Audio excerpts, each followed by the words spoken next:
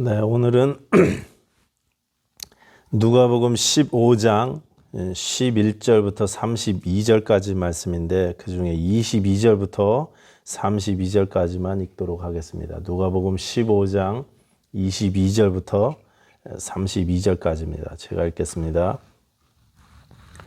아버지는 종들에게 이르되 제일 좋은 옷을 내어다가 입히고 손에 가락지를 끼우고 발에 신을 신기라. 그리고 살진 송아지를 끌어다가 잡으라. 우리가 먹고 즐기자.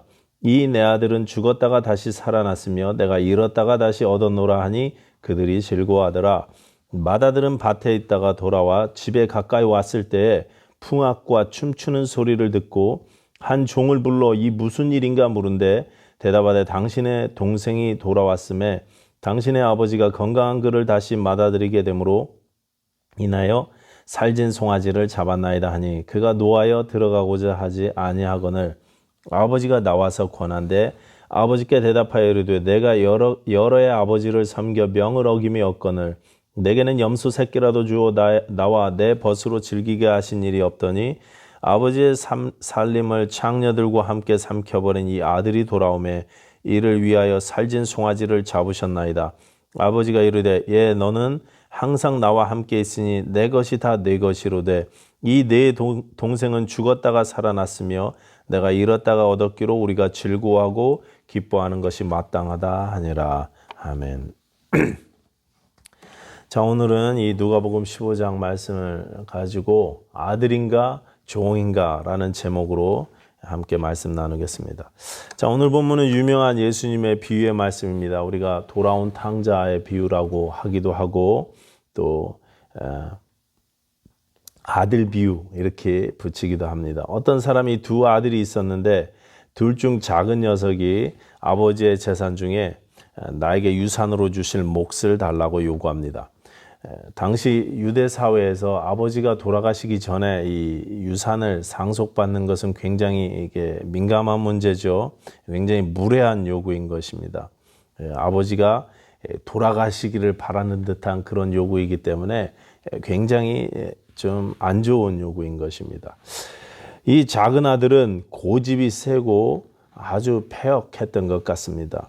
아버지가 얼마나 설득했겠습니까? 그 아들의 성향을 분명히 이 아버지가 잘 알고 계셨을 것이기 때문에 내가 이 재산을 이 녀석에게 주었을 때 이 녀석의 삶이 어떻게 될지를 분명히 잘 아시고 말리셨을 것입니다. 그런데 고집을 꺾지 않습니다. 빨리 어차피 내게 올 돈 미리 내놓으라는 것입니다. 아버지가 살아계시든 아니면 돌아가셨든 이게 상관없다는 것입니다. 자기에게는 아버지가 좀 심하게 이야기해서 죽은 거나 마찬가지라는 것입니다. 아버지 생각은 안중에도 없습니다. 오직 돈만 생각하는 것입니다. 이 아들은 그렇게 좀 무례한 요구를 한 것에 더해서 나중에는 그렇게 나눠받은 재산을 가지고 아버지 집을 바로 떠나버렸습니다. 흥청망청 방탕하고 술에 잠겨 살았습니다. 신명기 21장 규정에 보면 이런 아들은요, 이런 패륜적인 아들은 돌로 치라고 되어 있었습니다. 돌에 맞아 죽어야 될 아들이었다는 것입니다. 근데 나중에 어떻게 됩니까? 그 작은 아들이요, 그 많은 재산을 허랑방탕 탕진하고 거지가 되어 집에 돌아옵니다. 쫄딱 망해서 집으로 돌아온 것입니다. 돌아오는 그날 아버지는 그 아들이 아직 멀리 떨어져 있음에도 한눈에 알아봅니다. 그리고 그 못된 아들을 불쌍히 여겨서 달려나갑니다. 손에 반지를 끼우고 신을 신기우고 제일 좋은 옷을 입혀줍니다. 다시 아들로 아무 조건 없이 받아들여 주신 것입니다. 내가 기간을 쭉 두고 네가 잘하나 보자, 회개했나 보자 이렇게 보신 다음에 회복시켜 주는 게 아니라 바로 그날로 회복시켜 주시는 것입니다. 그 작은 아들은 한 게 아무것도 없습니다. 그저 마음을 돌이켜 아버지를 생각하고 아버지께로 돌아온 게 전부였습니다. 17절 보시면 이에 스스로 돌이켜 이르되 그랬고요. 20절에 보시면 이에 일어나서 아버지께로 돌아가니라 그랬습니다. 그냥 대책도 없이 돌아왔습니다. 탕진한 돈 어떻게 회복할 건지, 상처받은 아버지 마음은 어떻게 해결해 드릴 건지 대책이 없습니다. 그냥 왔습니다. 그런데 아버지는 묻지도 따지지도 않습니다. 뭐 하다 왔냐고, 돈은 얼마나 남았느냐고, 아무것도 묻지 않으십니다. 거기에다가 잔치까지 했다고 오늘 본문에 말씀하고 있는 거예요. 살진 송아지를 잡아서 잔치하고 집안에 있는 사람들이 함께 다 즐거워했다고 24절은 말씀하고 있습니다. 그런데 그때 큰아들이 밭에서 일하다가 집으로 돌아왔죠. 그리고 음악 소리와 춤추는 소리, 잔치 소리를 듣습니다. 이게 어찌된 일인가 한 종에게 불러서 묻고는 단단히 화가 나버렸습니다. 집안 사람들은 잔치하면서 다 즐거워하고 먹고 마시는데 이 큰아들만은 즐거워하지 않습니다. 집에 들어가려고조차 하지 않았다고 오늘 본문이 말씀하고 있습니다. 28절 보십시오. 그가 노하여 들어가고자 하지 아니하거늘 아버지가 나와서 권한대. 그가 노하여 들어가고자 하지 않았다. 정상적인 아들이라면 동생이 좀 탐탁치 않아도 저 철딱선이 없는 저 동생이 얄미워도 동생 놈이 이게 마음에 안 들었어도 아버지를 생각해서라도 그래서는 안 되는 거죠. 아버지를 생각해서라도 그날 아버지가 그렇게 기뻐하시는 것을 봐서라도 그 잔치에 동참해야 하는 것입니다. 아니, 아버지의 기쁨이 내 기쁨이 되어야 그게 정상적인 아들의 모습인 것입니다. 제가 한국에 있는 제 형과 의견 충돌도 종종 있고 작년에는 심각하게 다투기까지 했었습니다. 그래도 제가 제 부모님께는 제 형의 좋은 점만 이야기하고 또 잘 될 거라고 잘할 거라고 좋은 이야기만 하려고 했습니다. 그것은 제 아버지가 늘 형제 간의 우애를 강조하시기 때문입니다. 제 형이 제가 마음에 안 들어도 먼저 손 내밀고 연락하고 서로 화해하려고 이렇게 애쓰는 것은 저희가 신앙인이기 이전에 제 아버지가 그렇게 살아오셨다는 사실을 저희 형제가 너무나 잘 알기 때문에 그렇습니다. 저나 제 형이 훌륭한 자식들은 아니지만 최소한 아들이라면 부모의 마음을 조금이라도 생각하려는 그런 성향이 있어야 한다는 것입니다. 그런데 오늘 본문의 이 집안은요, 두 아들 다 이상합니다. 작은 아들 그렇고 큰 아들도 아버지의 마음을 전혀 이렇게 이해하려고 하지 않습니다. 작은 아들은 아버지가 멀쩡히 살아계신데 재산 달라고 우겨갖고 방탕하게 살았습니다. 그리고 큰 아들은 그동안 아버지가 이 작은 아들 때문에 얼마나 마음고생을 하셨는지, 얼마나 마음 아파하셨는지 전혀 생각하지 않고 사는 것입니다. 아버지가 뭘 원하시는지, 뭘 바라시는지 생각할 줄 모르는 것입니다. 아니, 아버지와 상관없이 그렇게 살아온 것 같다는 것입니다. 남남이나 마찬가지로 한 집안에 사는데 30절 보시면 자기 동생을 향해서도 내 동생이라고 하지 않고 이 아들이라고 말합니다. 이 아들, 당신의 이 아들, 당신이 스포일 시켜놓은 이 아들.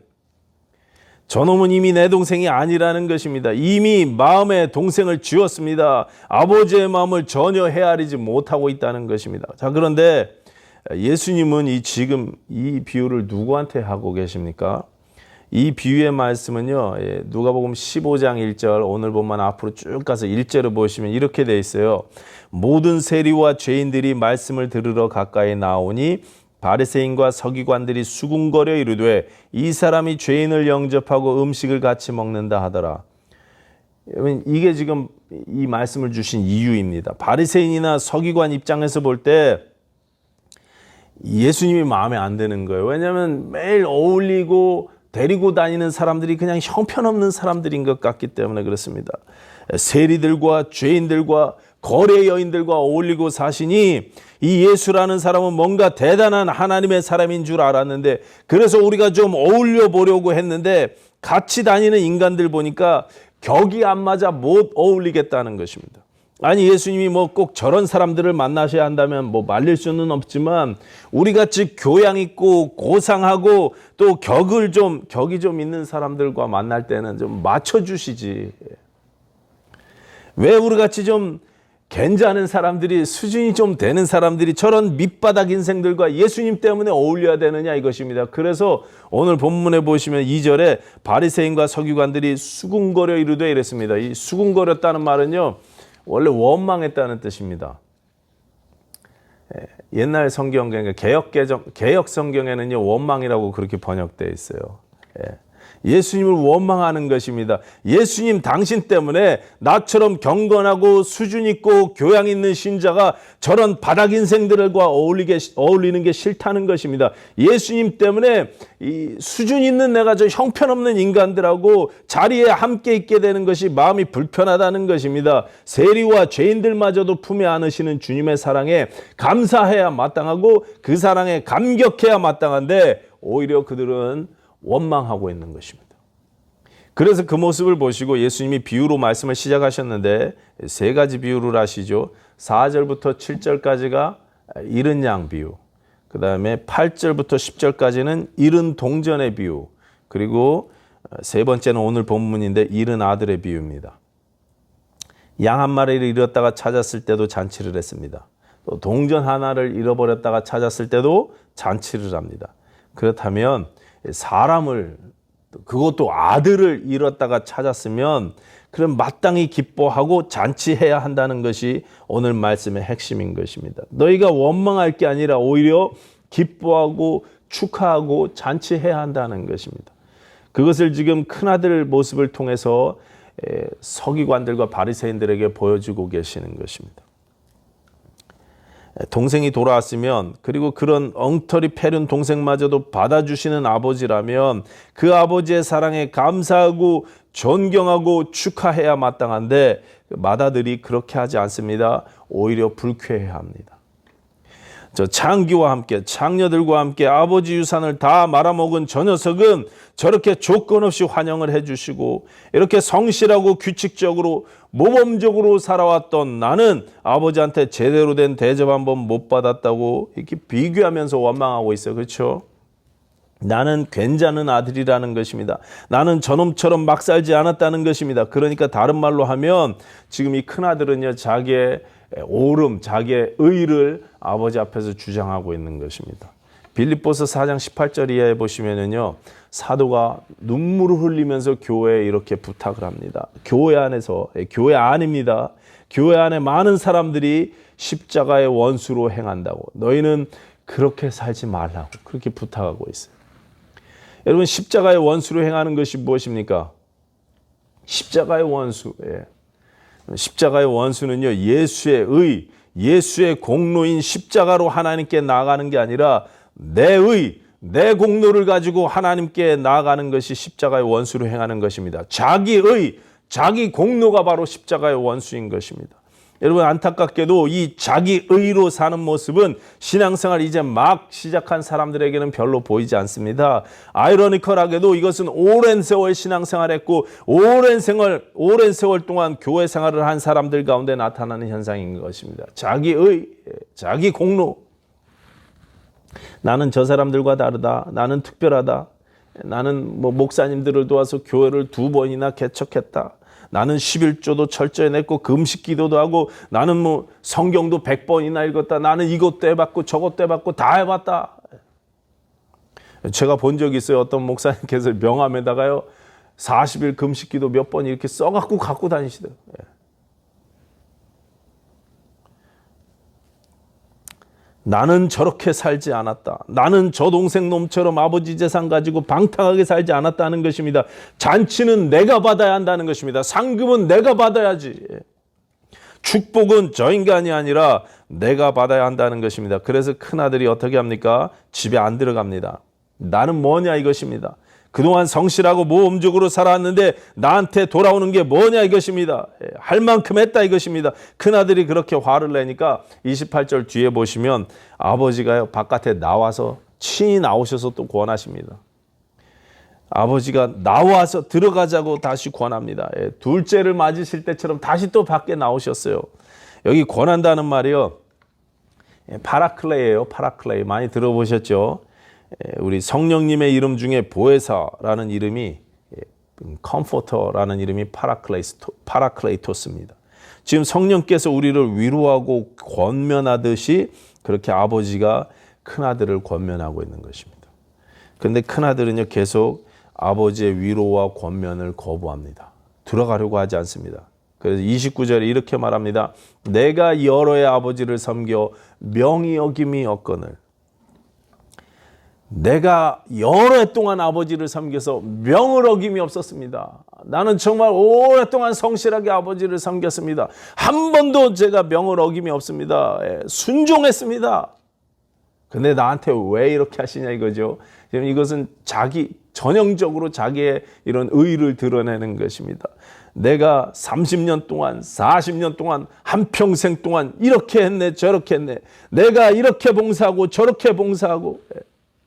하나님 앞에 예수 그리스도의 의가 아니라 내 의를 드러내서 내 공로로 자꾸 나아가려고 하는 것입니다. 여기 아버지를 섬겨할 때 섬긴다는 말은요, 듀르오라는 말인데 둘리오죠, 둘리오. 근데 이 둘리오는 둘리오에서 둘로스라는 말이 나왔습니다. 둘로스는 우리가 잘 알죠. 종이라는 뜻입니다. 그러니까 아버지와 아들 사이에 쓰기에는 어색한 말인 것입니다. 이건 주인과 종 사이에 쓰는 말인 것입니다. 섬긴다는 말은 이 하인이 주인을 섬길 때 쓰는 말인 것입니다. 그런데 이 큰아들이 지금 자기가 아버지를 섬겨온 게 둘리오였다고 이야기하는 것입니다. 자기는요, 종처럼 아버지를 섬겼다는 거예요. 아버지의 아들로 살아온 게 감사하고 복된 그런 자녀의 삶이 아니라 일 안 하면 야단 맞고 매 맞는 그런 종으로 살아온 삶이었다는 것입니다. 여러분 어떠십니까? 여러분 혹시 종처럼 신앙생활 하지 않으십니까? 내가 11조 안 내면 망할까 봐, 헌금 안 하고 주일 성수하지 않으면 하나님이 길 가는데 교통사고로 쾅 치실까 봐 무서워서 신앙생활 하시지 않습니까? 정말 부담스럽고 힘든데 해야 된다니까 억지로 그렇게 신앙생활 하는 거 아니냐 이 말입니다. 로마서 8장 14절 15절 말씀 보시면 이렇습니다. 무릇 하나님의 영으로 인도함을 받은 사람은 곧 하나님의 사람이라 너희는 다시 무수하는 종의 영을 받지 아니하고 양자의 영을 받았으므로 우리가 아바 아버지라 부르짖느니라. 우리는 종이 아니라 아들이라고 자녀라고 말씀하고 있는 것입니다. 그런데 우리가 무수하는 종의 영으로 신앙생활을 하더라는 것입니다. 하나님이 내 좋으신 아버지가 아니라 내가 잘하나 잘못하나 보고 계시는 분, 보고 계시다가 내가 잘못하거나 실수하면 바로 번개를 치시는 무서운 하나님, 무서운 주인님 같다는 것입니다. 여러분 어떻습니까? 하나님을 어떤 마음으로 섬기느냐 이것입니다. 자녀입니까? 아니면 종입니까? 갈라디아서 4장 6절 7절 말씀 보시면 이렇게 되어 있습니다. 너희가 아들임으로 하나님이 그 아들의 영을 우리 마음 가운데 보내사 아빠 아버지라 부르게 하셨느니라. 그러므로 내가 이후로는 종이 아니요 아들이니 아들이면 하나님으로 말미암아 유업을 받을 자니라. 우리가 아들인데 아버지의 모든 유업을 상속받을 자녀인데 마치 종처럼 신앙생활을 하고 있지는 않은지 한번 생각해 보자는 것입니다. 오늘 본문의 큰아들이 그랬다는 거예요. 아들이 아니라 종처럼 그렇게 아버지를 섬겨왔습니다.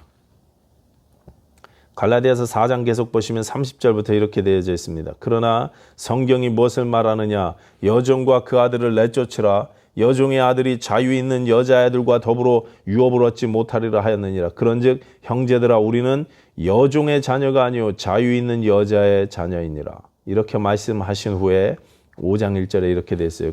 그리스도께서 우리를 자유롭게 하시려고 자유를 주셨으니 그러므로 굳건하게 서서 다시는 종의 멍에를 매지 말라. 다시는 종의 멍에를 매지 말라. 다시는 하나님을 종처럼 섬겨서 안 된다는 것입니다. 하나님과 나 사이가 주인과 하인의 관계이면 안 된다는 것입니다.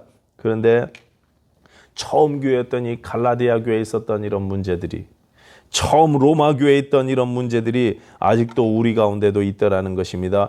종의 멍에로 우리가 신앙생활을 하고 있는 거예요. 내가 좀 잘하면 내 자랑과 내 의가 막 쏟아져 나옵니다. 내가 좀 못하면 하나님이 두려우신 하나님, 나를 벌하시는 주인님처럼 생각되기 시작합니다.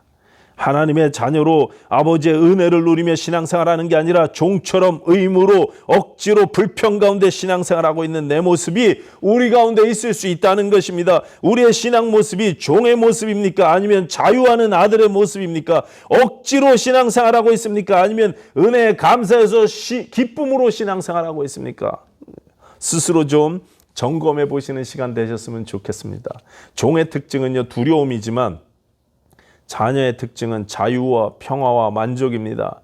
아들은 아버지에게 일한 만큼 내가 대접받겠다는 생각을 하지 않습니다. 그런 생각이 아예 들지 않습니다. 왜냐하면 내가 상속자라는 사실을 알고 있기 때문에 그렇습니다. 아버지 것이 다 내 것이라는 사실을 알기 때문인 것입니다. 아버지께 다 내 것이고 내 것이 다 아버지 것인 것입니다. 그런데 오늘 본문의 큰아들은 종의 마음으로 살다 보니까 아버지가 자기에게 염소 새끼 한 마리도 안 주셨다고 원망하는 것입니다. 대가를 받으려고 해요. 1960년대 제 셋째 삼촌이 군대에서 돌아가셨습니다. 제대를 일주일 남겨놓고 폭발 사고로 돌아가셨습니다.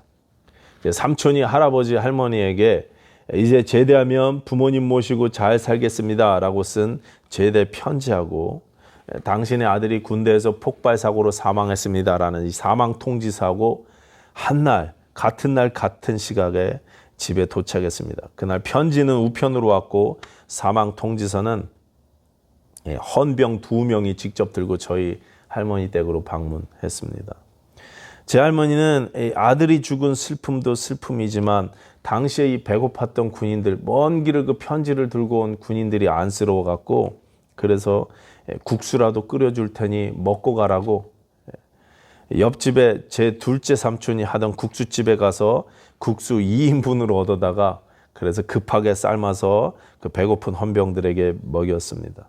며칠 뒤에 아들을 잃고 슬픔에 잠겨있는 제 할머니에게 둘째 삼촌이 찾아옵니다. 그리고는 하시는 말씀이 어머니 지난번에 군인들 먹인 국수값 내놓으세요.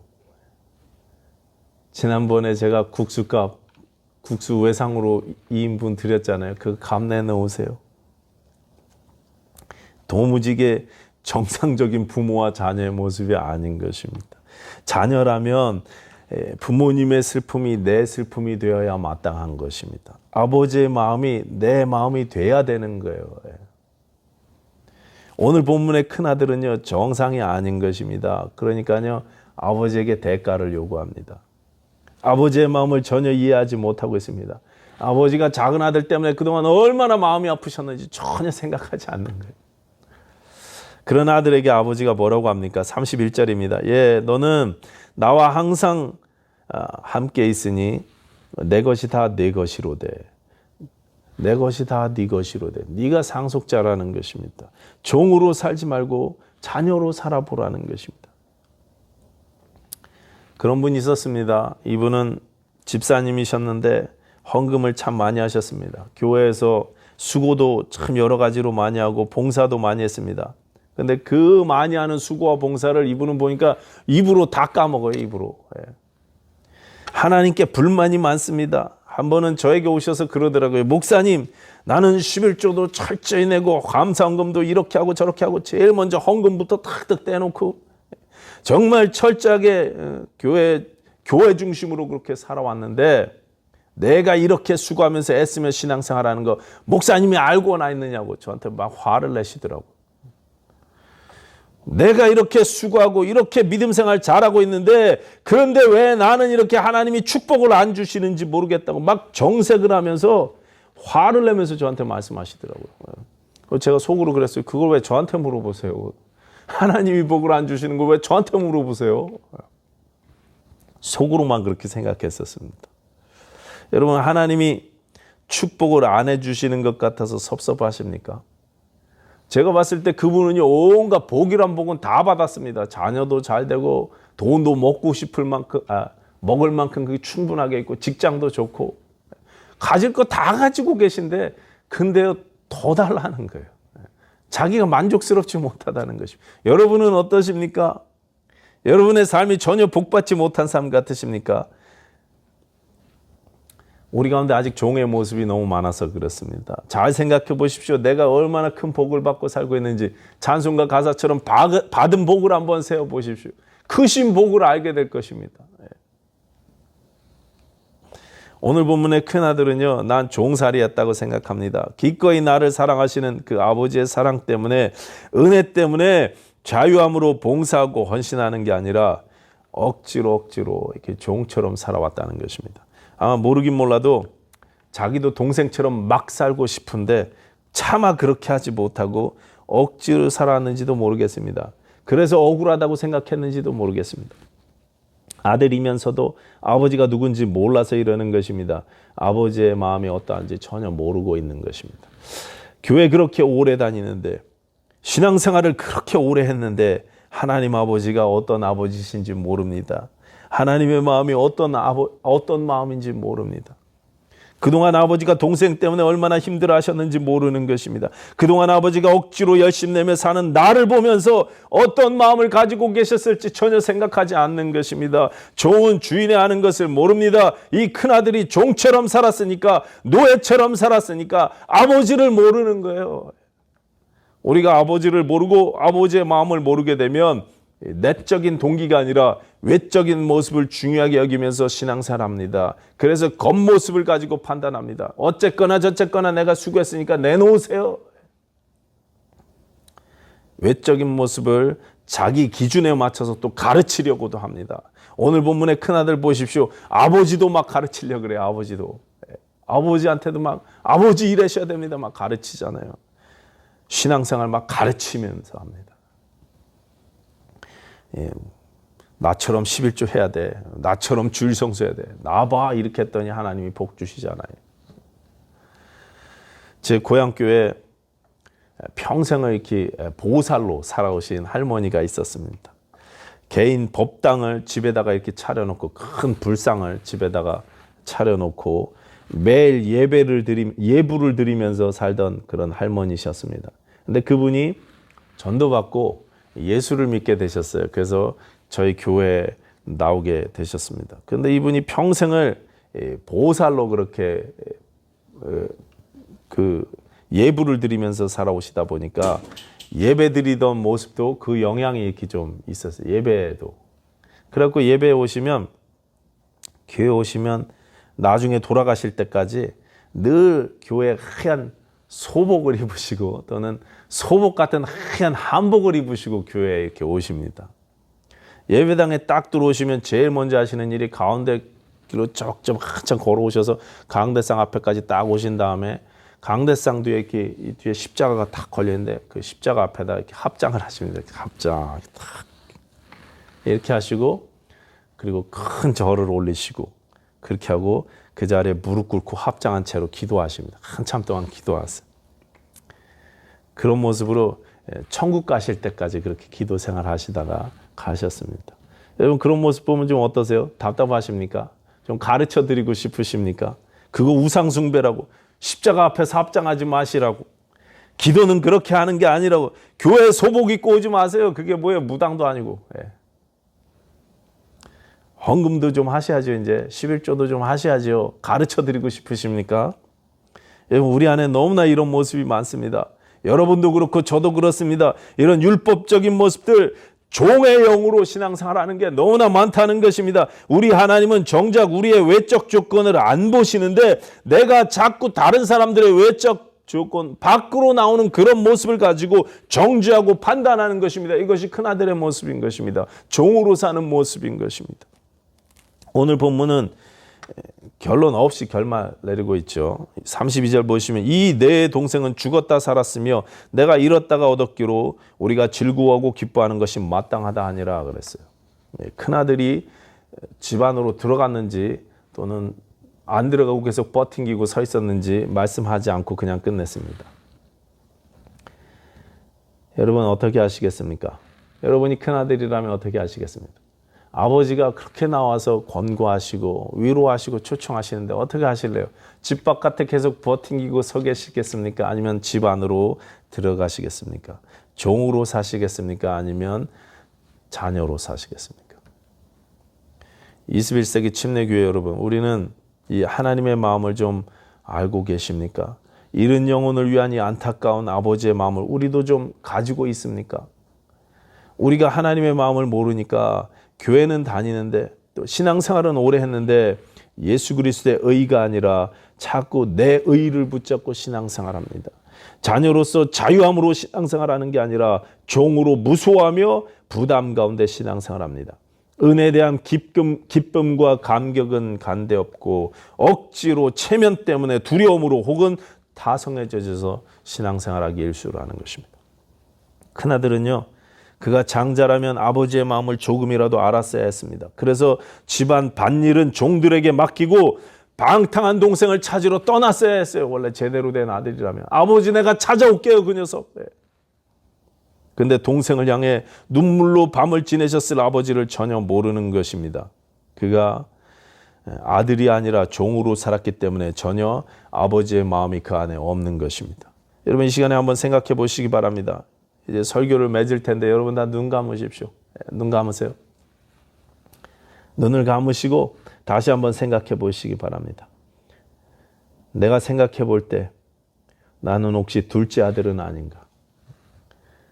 혹시 내가 둘째 아들의 모습이 있다면 내 인생 내가 주인되어 예수 없이 내 마음대로 살았던 인생이었다면 이제 주 앞으로 돌아오시기 바랍니다.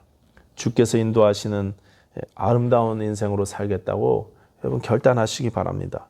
내가 예수 믿는 신자인데도 자녀인데도 하나님과 상관없이 내 마음대로 살고 있지는 않은지 여러분 한번 돌아보시기 바랍니다. 또 혹시 내가 스스로 생각해 볼 때 첫째 아들의 모습이 나에게 있지는 않은지 아들이면서도 종으로 살아온 이 아들의 모습, 첫째 아들의 모습 나는 아들로 살았습니까? 아니면 종으로 살아왔습니까? 혹시 내가 종처럼 신앙생활했다면 이제 내 의의 짐을 이 시간 내려놓으시기 바랍니다. 오직 내 의가 아니라 예수의 공로만 의지하겠다고 결단하시기 바랍니다. 그리고 하나님의 마음을 알게 해달라고 기도하십시오. 동생을 향한 아버지의 마음을 조금이라도 이해하게 해달라고 간구하시기 바랍니다. 잃은 영혼을 향한 하나님의 애타는 심정을 알아서 매일매일 전도하게 해달라고 간구하시기 바랍니다. 전도할 영혼들을 만나게 해달라고 기도하십시오. 그리고 기회를 주실 때마다 놓치지 말고 여러분 전도하시기 바랍니다. 전도하자는 말은 우리 21세기 침례교회로 사람들을 데리고 와라 이런 뜻이 아닙니다. 한국 사람들을 인도에 와라 이런 소리가 아닙니다. 한국 사람이든 미국 사람이든 흑인이든 백인이든 상관없이 기회 주시는 모든 분께 예수님을 전하시라는 말씀입니다. 아버지의 마음을 좀 갖자는 것입니다. 저는 우리의 심장이 다른 것으로 말고 이 하나님 아버지의 마음으로 예수의 마음으로 뜨거워졌으면 좋겠습니다. 우리가 직장에서 삶의 터전에서 만나는 모든 사람들을 하나님의 마음으로 이렇게 만나고 하나님의 마음으로 좀 대했으면 좋겠다는 것입니다. 기도하겠습니다. 아버지 하나님, 예수 없이 내 마음대로 살아온 잘못된 우리 삶을 돌이키게 하여 주시옵소서. 주의 인도하심 따라 살게 하여 주시옵소서. 주를 사랑하는 마음으로 헌신케 하시고 주의 은혜에 감사하여 순종하는 신앙 되게 하여 주시옵소서. 오직 나의 자랑은 십자가 위에 예수 그리스도만 되게 하여 주시옵소서. 우리의 신앙이 자녀로서 하나님의 은혜에 감사하여 자유함과 기쁨으로 하는 신앙생활 되게 하여 주시옵소서. 아버지의 마음을 알아서 예수를 전하는 일에 이번 한 주간도 힘쓰며 쓰임받게 하여 주시옵소서. 감사합니다. 예수님 이름으로 기도하여 싸움나이다. 아멘.